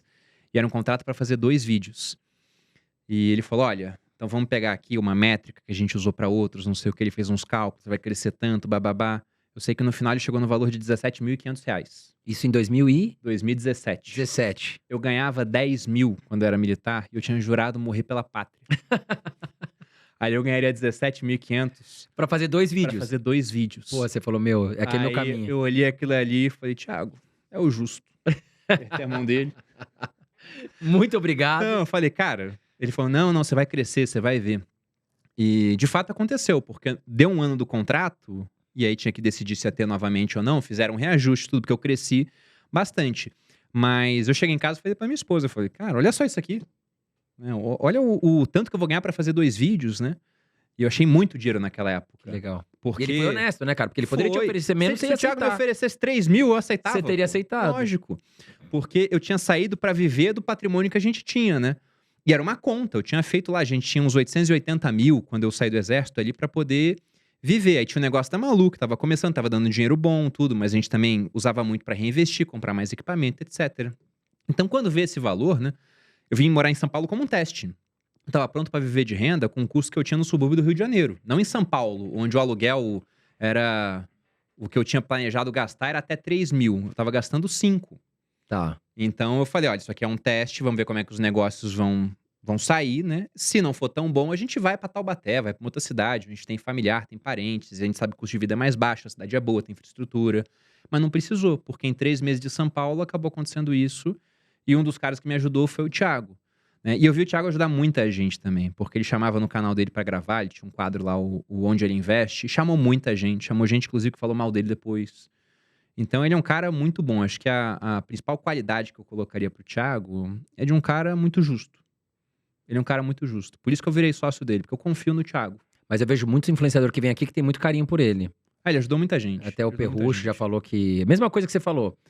O Perrucho também acho que é um dos sócios, se eu não me engano, né? Ele falou, cara, se ele tivesse me oferecido menos, eu teria aceitado. Então, quer dizer, ele foi justo na negociação. Foi. Aliás, ficou o convite aqui pro Thiago Negro, já chamei ele várias vezes aqui. Vou ter que buscar ele lá no Grupo Primo pra vir sentar aqui com a O gente. Thiago é um cara mais reservado mesmo. Ele é bem reservado, falam, né? E também, quanto aos às vezes, também convites. já tá há muitos anos nisso, né, Bruno? Ele foi o pioneiro aí dessa galera de influenciadores e... Eu tô chegando a 7 anos, o Thiago tá a 8. 8 anos. Quando É eu muito comecei, tempo tinham já. 2, né? Ele e a Natália Arcuri. Sim. Aliás, 3, né? O Serbase de muito mais tempo O ainda. Serbaz vem de uma escola mais antiga, né? Sim, com os livros, tudo, mas eram as 3 referências a ponto de, quando eu comecei, eu falei pra um amigo que queria ir pra essa área, ele falou, cara, tá saturado, já tem o Serbase, tem a Natália Arcuri, tem um cara chamado Primo Rico que tá começando agora. Tinha Mas já ninguém, né? Tinha ninguém. Tinha pô. 3 E o pessoas, mercado não tinha nem, nessa época acho que tinha uns 600 mil investidores, não Sim. tinha nem 1 milhão. Quando teve 1 milhão, eu já tava no YouTube já. Eu lembro, caramba, bateu 1 milhão. Não, eu te citei no vídeo acompanhava, isso. cara, há muito tempo no teu YouTube. Bem antes de eu e a Carol pensar em começar um projeto de finanças e tal, a gente já investia e a gente ia lá no YouTube pesquisar conteúdos e tal. E muitas vezes caía no seu canal. Porque não eram muitas pessoas ali, né? Então, caía no Primo Rico, caía no seu, às vezes caía acho que no Pitch também, que já fazia um tempo atrás. Eram poucas pessoas. E aí, como o conteúdo era muito bom, você acaba até fidelizando aquela pessoa, né? E um defeito do Thiago Negro? Então, o Thiago, pra mim, ele tinha um defeito. Não tô falando que ele é um ser perfeito, né? Não, Claro, não me entendo todo assim. mundo tem defeitos. Mas, por exemplo, o Thiago, ele era um cara que trabalhava muito, ele era hiper focado em trabalho e ele descuidava muito da saúde. Então, se você pega, e o que não falta é foto do Thiago na internet, né? Sim. E aí você vai ver que em certas épocas ele tava muito acima do peso, ele tava com uma barba que a gente falava, né, que parecia um mendigo. Parece um Ficava viking. Zoando na empresa, né? Viking é um eufemismo, né? Parecia um mendigo. E aí se você olha hoje, pô, tá outra pessoa, né? Perdeu peso, tá cuidando bastante da saúde. E isso é muito importante, porque lá no grupo a gente tem essa ideia de ser uma empresa que dependa cada vez menos do Thiago e de mim. Sim, claro. Só que isso não aconteceu ainda. A empresa ainda é dependente de Bruno e de Thiago. Se você faz um lançamento sem contar com a gente, é um resultado. Se conta com a gente, o resultado é outro, né? Sim. Porque tem lá a pessoa para gravar o ads, vai diminuir o custo de aquisição do cliente, mais gente vai investir na gestora quando a gente fala da gestora. Então, nós somos muito importantes ainda. E quando o Thiago ele cuida melhor da saúde dele, ele vai ser mais longevo no negócio. Se ele Sim. não cuida da saúde, alguma coisa poderia acontecer de ruim, né? Então, eu falo pra ele que eu fico muito mais tranquilo com ele agora estando saudável, pô, fazendo academia, cuidando da alimentação, do que lá atrás. E ele é um cara que ele tentava, mas desistia, tentava, desistia. Então ele teve períodos de oscilação, chegou a ficar bem magro, depois voltou a engordar. Então agora não, já tá há um ano praticamente aí com esse shape novo dele. Não, mudou muito, cara. Mudou Se a gente bastante. vê as fotos recentes do Thiago, ele é uma outra pessoa, realmente. Sim. Mas isso não foi um efeito desse relacionamento novo dele com a Mayra Card, que é uma pessoa que vem do fitness, que tem um histórico de cuidar do corpo, alimentação. A Mayra e tal. fez um rebranding bom no Thiago. Deu uma pressão nele. Deu, Então sim. foi efeito aí do novo Ele já casamento. tinha essa vontade já, mas aí tem uma pessoa junto fazendo esse acompanhamento, com certeza foi muito bom. E saiu Eu, com certeza, eu sou muito mais fitness porque eu tenho a Malu do que eu seria sem ela. Sim. O homem em si, solteiro, né? Ou largado ali, né? Deixando ele fazer o que ele quer, cara, vai dar merda. Né? Precisa da mulher ali pra mandar um pouco nessa rotina, né? Bruno, e falando sobre 3 hábitos que impedem a pessoa de enriquecer, a gente vê que você costuma falar bastante sobre essas questões no seu canal. Se você pudesse citar aqui hábitos importantes para a pessoa que quer buscar um enriquecimento. Bom, o primeiro deles, né? Eu diria que é o cara ele se conseguir viver com o que ele ganha. Porque não tem como você investir se você não tem excedente, né? Você conseguir poupar. E se você gasta mais do que você ganha, você faz o contrário de investir, você faz dívida. Num país onde os juros são estruturalmente altos, o custo da dívida é caro. E se você pensa no cara que ele é bem sucedido financeiramente, geralmente o que ele faz? Ele ganha um certo valor, ele vive com menos do que aquilo, pega essa diferença e investe para no futuro ele ter mais. Ele abre mão de poder de compra agora para ter mais poder de compra no futuro. O endividado ele faz o contrário, ele ganha, ele gasta tudo, aí ele pega emprestado para ele ter mais poder de compra hoje, em troca de ter menos no futuro, porque ele vai ter que pagar esse dinheiro que ele pegou emprestado. Então, o principal é você copiar os bem-sucedidos, pô. Então, se o cara ele vai e consegue poupar uma parte do que ele ganha, ele já tá à frente hoje, sendo literal, de 90% dos brasileiros, porque a população tem dívida. Sim. E é lógico que você não pode botar as dívidas todas dentro do mesmo balaio, né? Porque vai ter dívida que tem um custo muito alto, tem dívida que tem um custo muito baixo. Você pega um financiamento imobiliário, pô, tem gente que conseguiu financiar taxas de 7, 8, 9%, enquanto o dinheiro investido rende 12, 13% durante um tempo. Tem um cara com dívida do FIES de 4% ao ano. Essa dívida, se eu pudesse me endividar 4% ao ano, eu faria isso. Se alguém quiser emprestar dinheiro nessa taxa, eu aceito. Então, o principal é, da primeira parte, né? Se você ganha um certo valor, gaste menos do que você ganha a ponto de ter um excedente para poder investir. Aí depois, é você investir e ter a noção de que você não vai colher os benefícios disso no curto prazo. Porque muita gente manda direct, certeza para vocês também, e o cara fala, como é que eu faço para investir 10 mil reais e ter uma renda extra? Então o cara já tá pensando em colher os frutos agora. Não vai dar certo assim, vai ser muito pouquinho. Então o que ele tem que fazer é investir durante anos, décadas às vezes, dependendo de quando ele está começando, de quanto dinheiro ele tem, para depois colher o benefício. Então tem que ser disciplinado e acho até que essa é a parte principal, é o comportamental. Porque depois de um certo tempo na indústria financeira, cara, o nível assim de conhecimento, não é que ele vai estar igual, mas mais conhecimento não vai te trazer mais dinheiro muitas vezes. Eu conheço muito mais de tais instrumentos, não sei o que, etc. Aí você vai ver performance vai ser muito parecida. Então, o que vai trazer performance no longo prazo é a parte comportamental. E o último ponto, para a pessoa que ela quer construir patrimônio, quer construir riqueza ao longo da vida, é pensar no seguinte também, que o mercado financeiro ele serve para proteger e aumentar a sua riqueza, mas principalmente no curto prazo ele não vai multiplicar. Então, investimento é o que você tem que fazer com poucas horas do seu mês. Você vai sentar, receber o dinheiro, você vai ver como é que está a sua carteira e vai investir. Não é para você acompanhar todo dia, porque você começa a gastar muito tempo e deixa de fazer aquilo que é mais importante, que Trabalhar no é dia a trabalhar dia. para ganhar mais dinheiro e poder investir mais. Porque o principal é, principalmente no começo, é aporte. Pô. Quanto mais você puder aportar no começo, melhor. Até porque você vai ver uma evolução mais rápida. Porque se você pensa, pô, aportei uma vez, agora não invisto mais, a evolução do investimento em si, principalmente se for uma carteira mais conservadora, mais voltada para renda fixa, vai demorar para acontecer. Você investe R$ 100 no começo do ano, no final do ano você vai ter 110. Então o cara fala, caramba, eu abri mão de R$ 100 ao longo do ano inteiro por isso? 110 fora os impostos, né? Que vão incidir sobre os R$ 10 de lucro, aí pensando numa taxa média de 10% ao ano. Então, por conta disso, o cara ele tem que estar ciente de que vai demorar, que ele vai ter que ter esse comportamental bom e que o mais importante é ele trabalhar para ganhar mais dinheiro e poder investir mais. Ô Bruno, você é um cara de metas, né? A gente acompanha muito teu Instagram, tuas redes sociais, e a gente sabe que você é muito dedicado a isso. Falando aqui para os nossos telespectadores, por que é tão importante a pessoa ter metas e quais são as principais metas do Bruno para 2024? Eu botei bem poucas metas esse ano, assim, pelo menos as que eu deixei públicas. Uma das principais é escrever meu livro. Eu comecei ano passado, mas eu fui devorado por outros compromissos. Eu regravei o Viver de Renda, deu um trabalhão, né? Fiquei 4 meses gravando. E por conta disso, acabei não conseguindo escrever. Então essa é a principal, escrever o livro. Outra, eu tenho sempre uma meta de treinos também, para me manter ativo. Eu poderia muito bem colocar uma meta de peso. Aí o que acontece geralmente? O cara bota uma meta de peso ou de medidas, ele fica 9 meses sem fazer nada e vai buscar fazer nos últimos 3 meses do ano. Mais ou menos como monografia na faculdade, né? É assim que o pessoal faz. Então, para me obrigar a estar treinando sempre com uma certa frequência, eu coloco um número de dias treinados. Então, eu coloquei 250 esse ano. Foi uma diminuição em relação ao ano passado. Eu tinha colocado a primeira vez há 3 anos, né? 4 agora. 210, aí eu bati a meta, botei 250 e depois 270.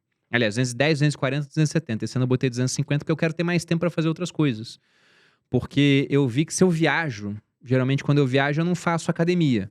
Eu ando pra caramba, mas não chego a contar treino com isso. Então algumas viagens já ferram minha meta já. Fico 10 dias fora do Brasil, quando eu vou ver, caramba, já tô enforcado. Então deixei ela um pouco mais crível. E eu botei uma outra meta também, que era um negócio meio piada, mas que é sério. Eu quero discutir menos com pessoas na internet. Porque, principalmente esse final do ano, nossa, um monte de coisa assim, o pessoal me enchendo o saco. Eu falei, meu Deus, cara. Até olhei pra isso e falei, caramba, é que vale a pena continuar aqui ainda? Porque eu já construí uma vida muito boa. E vale, porque você vê também a parte positiva, né, da modificação que você faz na vida das pessoas. Mas eu falei, eu quero responder menos hater, E entendeu? às vezes é menos de 1% do seu público, né? Bruno, que tá ali enchendo o saco e a grande maioria tá ali te apoiando e todo mundo tem hater, né, cara? Aqui no Irmãos Dias Podcast a gente também tem. É Nos meus normal. projetos pessoais. E a gente tenta, eu sei, é difícil, mas a gente tenta passar por cima pra não mexer com a nossa mentalidade, nem abalar a nossa família, que é o mais importante. É que tem uma coisa nisso também, né? Porque quando o cara fala, uma pessoa, não sei, ou uma narrativa começa a surgir sobre a sua vida, se você não responde, aquela fica sendo a narrativa oficial. Então tem certas coisas que você é obrigado a responder por estar em rede social, Sim. entendeu? Então rede social é um ambiente bem ruim, na minha opinião. Tanto que eu pensava, né? O pessoal fala, leva o seu pai no podcast, sempre fala muito bem do meu pai. E eu já decidi, não, eu não quero meu pai em rede social. Não quer expor a Não, a família. melhor coisa que existe é o anonimato. Tem um cara chamado Naval Ravikant, que é um empreendedor americano, que ele é do mundo de Venture Capital, né? E ele fala que o jogo é ser rico e ser anônimo. Anonimato vale mais do que fama. As pessoas não perceberam isso ainda. Mas quanto mais famoso, entre aspas, eu fico, mais eu percebo o quanto esse cara estava certo no raciocínio dele. E assim, Bruno, você é um cara que teve uma fama meteórica, assim, né? Foi o que você falou, você saiu do exército, quando você menos percebeu, você já era um dos caras mais conhecidos na internet, né? Não só em finanças, mas é um cara que tem uma opinião forte, um cara que é inteligente. Como é que foi lidar com essa fama pro Bruno, assim? Felizmente, eu acho que você está errado nesse ponto, de eu ser um dos mais conhecidos na internet. E que bom, né?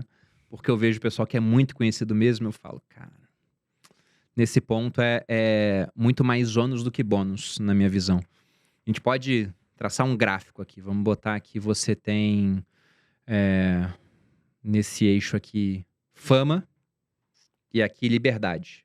No começo, quando sua fama aumenta, você tem mais liberdade, porque geralmente a fama vem acompanhada de melhores propostas comerciais, você Sim. ganha mais dinheiro, e mais dinheiro pode ser trocado por mais liberdade. Só que depois de um tempo, quando essa fama vai aumentando muito, a liberdade ela para de crescer, ela vai ficando estagnada e depois ela começa a cair. O Neymar não é livre igual eu sou, por exemplo. Exatamente. Ele não pode ir num shopping, por Não exemplo. pode, pô. Ele não pode andar na rua, entendeu? Então, ele já tem muito ônus. É um nível onde tá aqui, né? Porque não é um negócio assim, eu quero ser totalmente anônimo. Eu vou pra Suíça. Ninguém me conhece lá. Uma outra pessoa, um brasileiro que tá lá, se eu fizer um story, que esse cara vai me encontrar, senão nem vai me ver. Agora, o Neymar, pra onde ele for, Ele ele é vai conhecido. separado. Dos seguidores do Instagram do Brasil, né? Nos perfis, melhor dizendo, do Brasil, o Neymar é o maior. Então não tem pra onde ele ir, entendeu? Então, esse nível de fama, assim, é um negócio que eu não quero nem estar próximo disso. E foi uma construção também, André. Pra quem olha de fora, muitas vezes parece que foi muito rápido, mas foi tijolinho por tijolinho. O que mudou o jogo, digamos assim, foi o podcast, porque ali a gente passou a crescer mais. E tem pontos muito positivos disso, né? Ajudou os números do grupo, etc. Mas também tem pontos negativos, porque a gente não tem filho ainda. Mas eu fico pensando, tá, e quando eu tiver filho? E aí, vou ficar mostrando a criança em rede social? Ela começa a ir pra escola, aí tem uma rotina estabelecida, questão de segurança. Então eu penso seriamente em talvez marcos assim pra deixar a rede social. E a gente mora num país que a criminalidade é alta, e ao se expor na internet, a gente tem receio também, né, Bruno? Tem, pô. Então tem muita coisa assim que é negativa dessa parte. Sim. Muita coisa. E felizmente eu acho que ainda tô num certo nível onde eu tenho mais bônus do que ônus. Mas eu acho que daqui pra frente já começa a aumentar mais ônus do que bônus muitas vezes. Então, eu não tenho apego à rede social. Eu sei que é importante pro meu negócio e por conta disso eu mantenho. Só que a construção no Grupo Primo é de um negócio que vai depender cada vez menos de Bruno e de Thiago.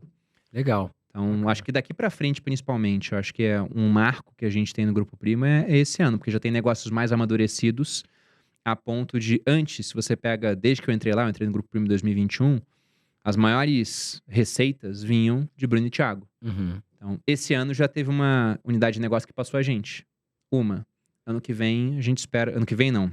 2023, uma passou a gente. 2024, a gente espera que outras venham a passar.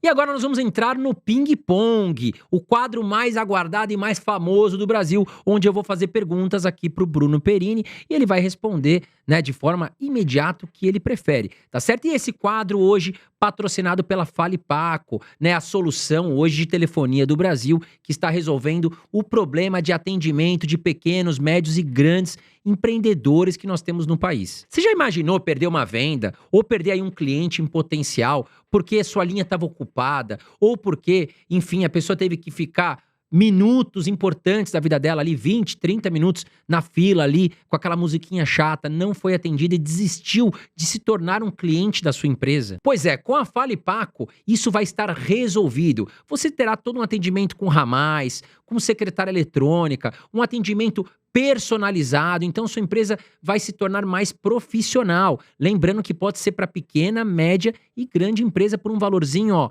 pequeno, você vai melhorar muito o atendimento da sua empresa. Quem tem um restaurante vai poder direcionar melhor a questão de ramais, com quem quer falar, poxa, eu quero fazer um pedido, não, quero falar com um financeiro. Vai facilitar também a chegada das informações dentro da sua empresa. E lembrando que é um precinho bem pequeno, vale a pena você dar uma olhada. Eu vou deixar o link aqui embaixo para você conhecer os planos deles, tá certo? Nós estamos falando aí a partir de R$29. É coisa, olha, coisa boa, com um preço bem bacana para você melhorar o atendimento da sua empresa, tá certo? QR Code na tela, posiciona o celular, vai ser levado aí pro aplicativo da Fale Paco e o link também aqui na descrição, você vai ter acesso a todas as informações aí para melhorar o atendimento da sua empresa. Bruno, vamos entrar agora num quadro, chama Ping Pong, você já conhece, eu vou te fazer algumas perguntas e você pode optar ou por uma ou por outra, tá? Vamos lá, então vamos começar aqui o Ping Pong com o Bruno Perini. Bruno, o que você prefere, Bitcoin ou Ethereum? Bitcoin. Ethereum ou Solana? Só deixando bem claro, isso não quer dizer que o Bitcoin vai subir mais do que o Ether. Ele pode subir mais. É uma questão de preferência, né? Sim. Ethereum ou Solana? Ethereum. Mark Zuckerberg ou Elon Musk? O Elon Musk. Apesar de que a gente tem que pensar no seguinte quando eu falo do Elon Musk. O Elon Musk é um dos caras que mais tomou risco no mundo. Talvez o cara que mais tomou risco, porque quando ele vendeu os negócios dele, PayPal, ganhou muito dinheiro, ele falou, cara, eu vou botar quase todo esse dinheiro aqui para construir carro elétrico e também para tentar montar foguetes Muito que um dia louco. serão usados para exploração espacial e levar a gente para Marte. Então, quando você pensa nisso, a chance de dar errado era gigantesca. Total. Era muito, muito grande. Então, seria como, né, o cara jogar roleta russa. Ele vai lá, bota uma munição entre os 6 tambores do revólver e se ele não morrer, ele ganha 1 bilhão. Aí ele vai lá, dá um tiro na cabeça e não morre. Ele ganha 1 bilhão, você fala, caramba, esse cara foi visionário. Não é só visionário, ele também contou com um pouco de sorte. Sim. Eu não tô aqui menosprezando o que o Elon Musk fez, de maneira nenhuma. Ele é um cara incrível, eu nunca conseguiria fazer o que ele fez. Só que se você pensa em possíveis desfechos do que ele fez, em realidades paralelas, ele teria quebrado em boa parte delas. E nas que ele não tá quebrado, ele virou o homem mais rico do mundo. Porque ele tomou muito risco. Então ele tem muito, muito mérito. Mas não seria uma conduta que eu diria para um jovem empreendedor adotar. Porque, se adotar, de 100 mil jovens empreendedores, um vai se dar muito certo. E os outros 99.999 vão quebrar. Sim. Então é bom ser mais prudente. Acho que nesse caminho da prudência, o Mark Zuckerberg, ele tem mais mérito. Ele conseguiu construir o que ele construiu com mais prudência. Legal. Seguindo aqui com o Bruno Perini, filosofia de Luiz Barsi ou Warren Buffett? Olha, o Barsi é um cara que eu admiro pra caramba. Mas eu vou mais no Warren Buffett por uma questão de diversificação. O Buffett pega negócios de todo o globo. Legal. Ele São ambos investe em feras. diferentes geografias, né? E o Barça, ele fica mais restrito ao Brasil. Eu entendo os motivos dele para isso, né? Você vai ter mais conhecimento do que acontece aqui, por exemplo. Mas se pegar ao longo do tempo por conta de câmbio, então vale a pena ter uma exposição global. Mas eu sou fã dos dois. Legal, eu também. Banco do Brasil ou Bradesco? Então, Ações, né? eu tenho Bradesco na minha carteira e não tenho Banco do Brasil. Então, Bradesco. Mas Banco do Brasil é uma baita de uma empresa também, né? Sim, o Thiago também tem na gosto. carteira dele, subiu mais do que Bradesco. Sim, eu tenho Banco do Brasil, não tenho Bradesco. Itaú e Bradesco? Você tem Bradesco, né? Mas a gente tá falando do quê? Porque se for Ações. pra comprar, eu prefiro o Bradesco hoje. Embora o Itaú seja um baita de um banco. Os Como caras banco, eu também concordo que o Itaú tá E eles são muito bons de alocação de capital. Você volta pra 2008, compraram Unibanco, quando teve crise. Comprou Unibanco. Aí você vai Banco pra Boston. 2016. Pô, tava reestruturando aí após impeachment, comprou a XP. Aí você vai negócio. pra 2021, 22, né? Se não me engano foi 21. Não, foi 22. Compraram a Avenue. Comprar a Avenue. Baita Então, negócio. vai falar que os caras não sabem o que eles estão fazendo? Sabem. Só que porque é que o pessoal tem que entender o seguinte, né? Nem sempre a melhor empresa é a melhor ação para você comprar, porque tem uma questão de preço. Então, o Bradesco eu acho que é um banco bom. Itaú para mim é um banco excelente. O Bradesco é um banco bom que estava por um preço horrível. Sim. Aliás, um preço mega bom porque estava precificando uma situação horrível, que eu acho que vai passar. Então, por isso que eu tive Itaú durante muito tempo e eu vendi Itaú para comprar o Bradesco. Mas, na hora que o Bradesco estiver corretamente precificado, zero amores. Eu posso vender e comprar um outro banco. Claro. Seguindo aqui, Banco Inter ou Nubank? Bom, o Nubank é o app que, na minha opinião, é o estado da arte. O app deles é muito, muito bom. É uma referência. Quando a gente estava montando a Grão, né? Os devs lá do grupo falaram, me dá uma referência de app. Eu falei, cara, não tem outra referência de app a não ser o Nubank. O programa do cartão deles também, do Ultravioleta lá, o cashback de 200% do CDI. Ainda tem a Nucoin, que eu acho muito interessante. O Nubank é uma baita de uma empresa. Só que por ela ser uma baita de uma empresa e todo mundo saber disso, você pega o preço das ações, é um preço muito alto. Então, se fosse para comprar ações, eu compraria do Banco Inter, que também é uma ótima empresa, mas é que o Nubank é um negócio que para mim que é fenomenal. Só que ele é caro, justamente porque ele é fenomenal. Sim. Entendeu? Ambos negócios são muito bons, né? E o Warren Buffett, ele comprou no Nubank, né? Nossa, o cara é um gênio. Petrobras ou PetroRio? Essa eu vou pular, porque eu acompanho muito pouco petróleo. Tá. Mas eu não compraria Petrobras. Tá. Por conta de um risco de uma ingerência governamental. Mas é que como eu acompanho pouco, eu não tenho como dar um parecer nessa. Perfeito, Bruno. Eu iria de PetroRio porque eu não compro Petrobras, entendeu? Sim, tá certo. PetroRio subiu bastante, inclusive. Bruno, chegamos ao final aqui do nosso episódio, terceiro que você vem aqui. Quero te agradecer e quero que você faça também aí o merchan, né? Eu sei que você tem um podcast hoje que, poxa, já é um dos maiores do Brasil, passou de 1 milhão de seguidores, a gente acompanha os sócios, né? Fala um pouquinho dos seus, né, da sua vida aqui, é a hora do merchan, que vocês conhecem bem.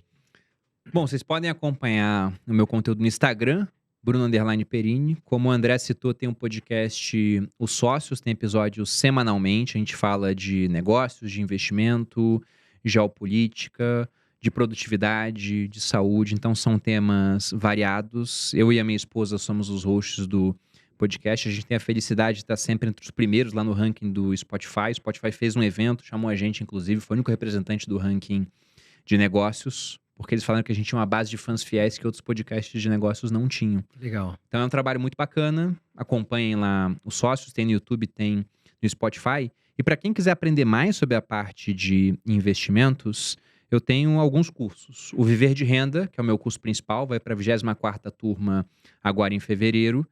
E até pelo número de turmas dá para ver que é um dos cursos mais longevos na área. Então é difícil você encontrar um curso com mais turmas do que o Viver de Renda. E eu me vejo fazendo isso durante muito tempo, porque eu gosto bastante do que eu faço. Lá a gente tem a missão de pegar até mesmo o mais completo leigo, que não entende nada sobre investimento, sobre dinheiro, e transformar esse indivíduo no investidor de verdade, capaz de tomar suas próprias decisões, e montar uma carteira diversificada entre ativos, moedas e até países, investindo aqui no Brasil, mas também no exterior, para proteger e aumentar o patrimônio dele até que um dia ele possa efetivamente viver de renda. A gente tem uma equipe de suporte também muito qualificada, com analista com mais de 2 décadas de experiência, economista com passagem pelo BNDES, advogada com mestrado em finanças, tem vários engenheiros com especialidade também em diferentes segmentos do mercado. E essa equipe ela responde todas as dúvidas do aluno num prazo de até 24 horas. Geralmente muito menos do que isso. Para quem quiser fazer parte, vocês vão achar também na minha rede social. Temos outros cursos também voltados para a parte de cripto, só para investimento no exterior, pensando no brasileiro que já não está no país, já deu saída fiscal, que geralmente é um público desassistido. Porque os cursos do Brasil focam em quem paga imposto aqui. Aí o brasileiro ele sai, ele fica mais de 2 meses fora, ele não dá saída fiscal aqui, o que está errado. Ele continua investindo aqui, mas investe lá.